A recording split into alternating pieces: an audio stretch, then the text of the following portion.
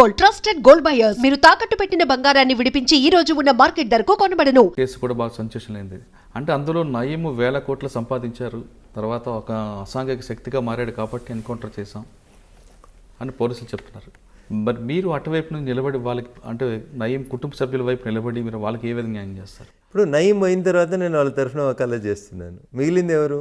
భార్య, పిల్లలు, చిన్నపిల్లలు, 10th క్లాస్ ఇంటర్మీడియట్ చదువుతున్నటువంటి పిల్లలు, ఒక ఆడపిల్ల 5th 6th చదువుతున్నటువంటి అమ్మాయి. వాళ్ళని తీసుకెళ్ళి హోమ్లో ఉంచారు, వాళ్ళ మదర్ని తీసుకెళ్ళి జైల్లో వేశారు, ఆమె మీద పీడీ యాక్ట్లు పెట్టారు. సరే, నయీం ఏం చేసినాడు అనేది పోలీసులకు తెలుసు, నయీంకి తెలుసు, మీకు తెలుసు మురళి గారు. వైఫ్కి అయితే తెలియదు కదా. వైఫ్ నోటీస్లో ఆమె కూడా బెదిరిస్తుంటే ప్రాపర్టీ అంతా ఆమె పేరు ఉంది అంటున్నారు పోలీసు.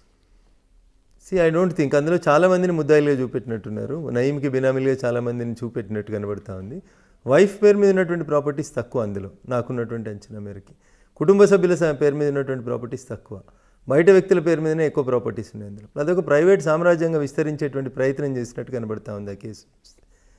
దాంట్లో కూడా I don't think the investigation is proper Murali గారు. ఎందుకంటే ఎప్పుడో 15 సంవత్సరాల క్రితం తూపురానికి వెళ్ళి తీసుకుపోయిన ఆయన చంపేసిండు నయీమని 15 సంవత్సరాల తర్వాత ఛార్జ్షీట్ వేస్తే ఏం మిగులుతుంది కేసులో మురళి గారు? మీరు చెప్పండి. ఎక్కడో శ్రీశైలంలో మర్డర్ చేసిరంటారు, శవం దొరకది, చంపిన వాళ్ళు లేరు, డైరెక్ట్ ఎవిడెన్స్ లేదు. 15 సంవత్సరాల క్రితం ఏదో తప్పిపోయినటువంటి మనుషుల ఖాతానంతా నయీమే హత్యలు చేసిండని చెప్పి చేస్తే అందులో భార్య పిల్లలకి ఏం సంబంధం వస్తుంది? How you will establish the crime? మీరు ఆమె వైపు నిలబడిన సార్ పోలీసులు ఆమెకి మళ్ళీ ఆ కేసుతో పాటు చాలా కేసులు అరెస్ట్ చేయడం, రిపీట్గా అరెస్ట్ చేస్తున్నారు. మరి ఆమెకి ఎక్కడ న్యాయం జరిగినట్లు అనిపిస్తుంది? ఇప్పుడు ఒక దశలో మేము దాంట్లో హైకోర్టును మూవ్ చేయాలనుకున్నాం. ఇప్పుడు ఒక కేసులో అరెస్ట్ చేస్తారు, బెయిల్ తీసుకోగానే మళ్ళీ ఇంకో కేసులో అరెస్ట్ చేస్తారు. ఒక 100 కేసులు ఆమె మీద నేరం ఆరోపించబడితే మురళి గారు, పోలీసు వాళ్ళు ఆలోచించాల్సింది ఏంటంటే, ఒకటే క్రైమ్కి సంబంధించి లేదా ఒకటే కుటుంబానికి సంబంధించి మీ దగ్గర 100 కేసులు ఉన్నాయి. ఒక కేసులో అరెస్ట్ అయినప్పుడు మిగతా కేసులలో కూడా పీటీ వారెంట్లు వేస్తే అయిపోతుంది కదా. ఆమెను ఇప్పటికి 4 సార్లు అరెస్ట్ చేసినారు. ఒకసారి పీడీ కేసు పెట్టినారు, పీడీ కేసుని హైకోర్టు కొట్టేసింది, ప్రివెంటివ్ డిటెన్షన్ కేసుని. సో కాబట్టి ఆ కేసు లోపల పోలీసు వాళ్ళు ఎందుకు నయీంను పెంచినారు, పోలీసు వాళ్ళు నయీం తోటి మంచి చేయించినారా, చెడు చేయించినారా, నయీం అవసరం పోలీసులకు ఎంతసేపు ఉంది అనేది పోలీసులు, ఆయనతో పనిచేసిన పోలీసులు కానీ లేదా ఆయనతో పని చేయించిన పోలీసు అధికారులకు కానీ బాగా తెలిసి ఉంటుంది మురళి గారు. ఆయన పోయిన తర్వాత ఆయన భార్య కూడా ఆ క్రైమ్లలో ముద్దాయి అని చెప్పి పెట్టడాన్ని నేను అపోజ్ చేస్తూ ఉన్నాను.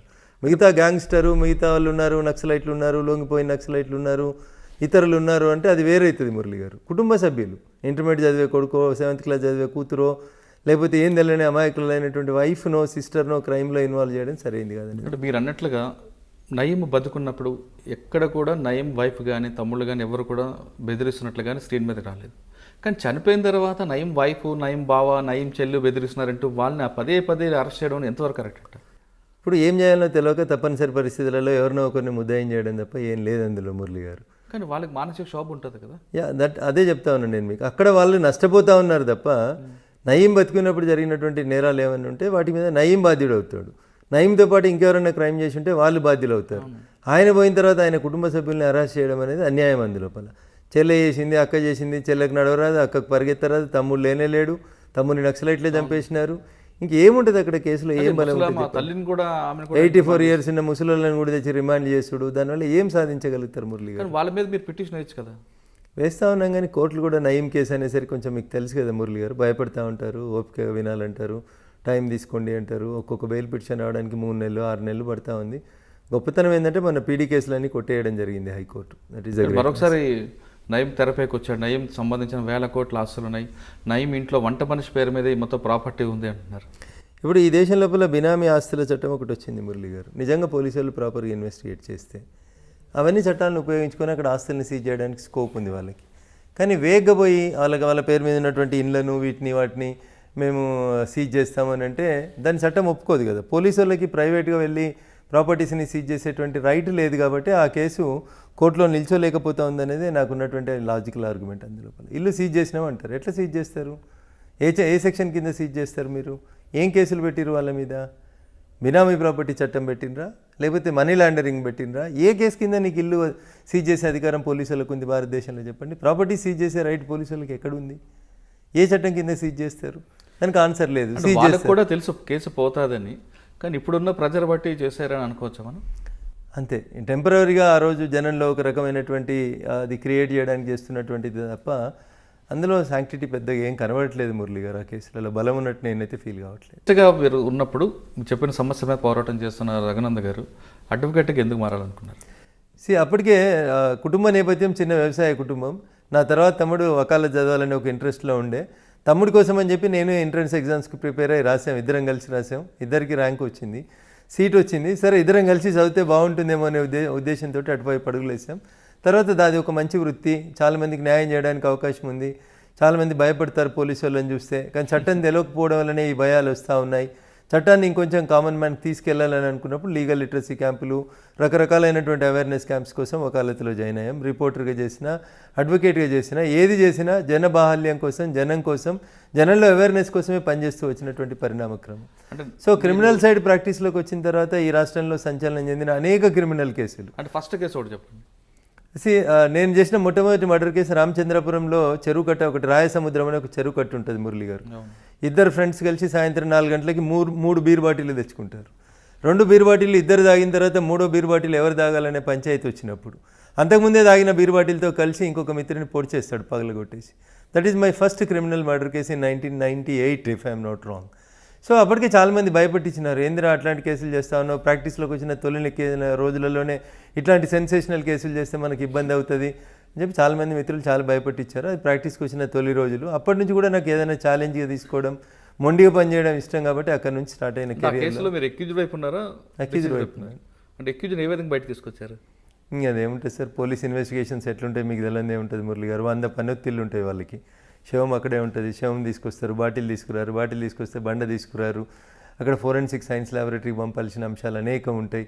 మన పోలీసింగ్కి, మన ఇన్వెస్టిగేషన్కి, ఇతర దేశాల్లోని ఇన్వెస్టిగేషన్కి నేను మొదటి నుంచి కూడా చెప్తుంది అది ఒకటే మురళి గారు. ఒక ఎఫ్ఐఆర్ రిజిస్టర్ అయితే ఛార్జ్షీట్ ఫైల్ చేసేదాకా ఆ ఐఓకి వేరే డ్యూటీ ఇవ్వద్దు అనేది నా వాదన, నా విజ్ఞప్తి, నా డిమాండ్ కూడా. ఎందుకంటే ఒక్కొక్క క్రైమ్లో ఒక్కొక్క రకమైనటువంటి ఇన్వెస్టిగేషన్ చేయాలి మురళి గారు. ఏదన్నా ఒక మేజర్ క్రైమ్ జరిగింది అనుకోరి, గంట సేపు కాగానే మీడియా వస్తుంది, పొలిటికల్ లీడర్లు వస్తారు, మాబ్ గ్యాదరింగ్ వస్తుంది, 1000 మంది జమ అవుతారు, మీకు సీన్ డిస్టర్బ్ అయిపోతుంది. సీన్లో మీరు ప్రతి సీన్ లోపల కూడా ఇప్పుడు ఆడ మర్డర్ జరిగింది, శవం ఆడబడింది, ఓడు కత్తితోటి పొడుస్తాడు, ఓడు బాటిల్తోటి పడి పెనుగులాట అవుతుంది, అక్కడ రకరకాలైనటువంటి సంఘటనలు జరిగిన తర్వాత ఒక హత్య జరుగుతుంది. కింద పడినటువంటి కంట్రోల్ ఎర్త్ అంటే బ్లడ్తో సహా, మట్టితో సహా, కత్తి, వెంట్రుకలు, గోర్లు, శరీర ముక్కలు ప్రతిదీ కలెక్ట్ చేయాలి. 1000 మంది మాబ్ జాయిన్ అయిన తర్వాత సీన్ ఎట్లా కంట్రోల్లో ఉంటుంది అంటారు మురళి గారు. అక్కడ మొదలవుతుంది కష్టం ఇన్వెస్టిగేటింగ్. తీసుకుని ఫస్ట్ కేసులో ఎలాగా బయట తీసుకొచ్చారు?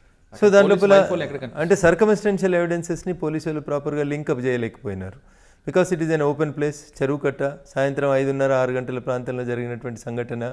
ఆ సమయం లోపల అక్కడ దాన్ని లింకప్ చేయడానికి ఎవిడెన్స్ చనిపోయారు, ఒకడు ఇంకొకరిని చంపేశాడు. 2 దోస్తులు కలిసి 3 బీర్ సీసాలు తెచ్చుకున్నారు. ఎవిడెన్స్ ఏం లేదు, ఏముంటుంది చెప్పండి, అన్లెస్ అంటే ఆయనే కన్ఫెషన్ తప్ప.